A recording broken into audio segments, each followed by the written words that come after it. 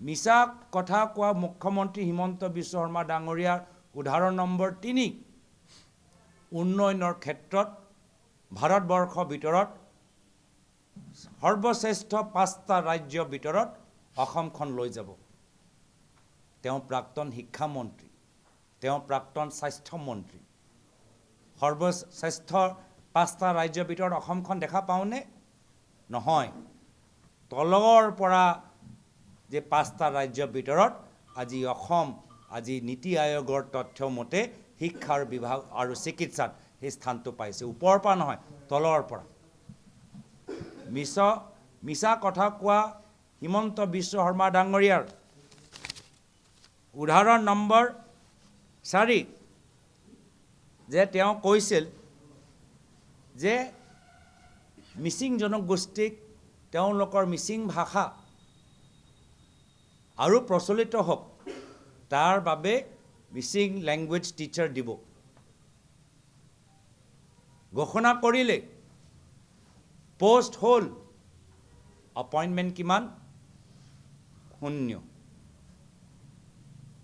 এয়া হ'ল আমাৰ হিমন্ত বিশ্ব শৰ্মা ডাঙৰীয়াৰ আজি বাৰম্বাৰ তেওঁলোকে এনেধৰণৰ কামবোৰ কৈ আছে। বাগানৰ শ্ৰমিকসকলক কি ক'লে? যে আমি বাগানৰ শ্ৰমিকসকলৰ ল'ৰা ছোৱালীৰ উন্নত শিক্ষাৰ বাবে আমি আদৰ্শ স্কুল বনাম, মডেল স্কুল বনাম। বিল্ডিং হ'ল, আদৰ্শ শিক্ষা তাত লাভ কৰিছেনে? কিমান আদৰ্শ বিদ্যালয়, বাস্তৱভাৱে আদৰ্শ শিক্ষা আমাৰ বাগানৰ শ্ৰমিকসকলক দি আছে? 0। তো সেইকাৰণে মইতো ভালে পালোঁ যে হিমন্ত বিশ্ব শৰ্মা ডাঙৰীয়া এনেকুৱা এটা কথা কৈ দিলে যে তেওঁ কেতিয়াও মিছা কথা নকয়। আৰু মই এনেকুৱা এটা 4টা 5টা উদাহৰণ আপোনালোকে দিলোঁ যে আটাইতকৈ আমাৰ চৰকাৰী বিষয়াসকলে ক'ব যে কিমান তেওঁ মিছালে কথা কয়।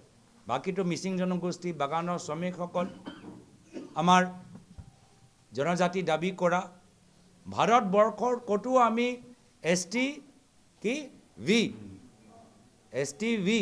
ক'ৰবাত আছে নেকি? মইতো দেখা পোৱা নাই। এতিয়া STV এটা কনচেপ্টটো ওলাই দিছে। তো সেইকাৰণে আজি মুখ্যমন্ত্ৰী হিমন্ত বিশ্ব শৰ্মা ডাঙৰীয়াৰ কথাবোৰ পাতল, নিম্ন স্তৰৰ। দেখিছে বিধানসভাত কেনেদৰে তেওঁ তৰ্ক বিতৰ্ক কৰে। এনেধৰণৰ ৰাজনীতিবিদ অসমৰ ৰাইজে নিবিচাৰে। যিগৰাকী চৰকাৰী বিষয়াসকলক অৱহেলনা কৰে, অপমানিত কৰে, মিছা প্ৰতিশ্ৰুতি দিয়ে আৰু ৰাইজক বিভিন্ন ক্ষেত্ৰত বিশেষকৈ শিক্ষা আৰু স্বাস্থ্যৰ ক্ষেত্ৰত অৱহেলনা কৰে। আমাৰ চৰকাৰ অহাটো নিশ্চিত।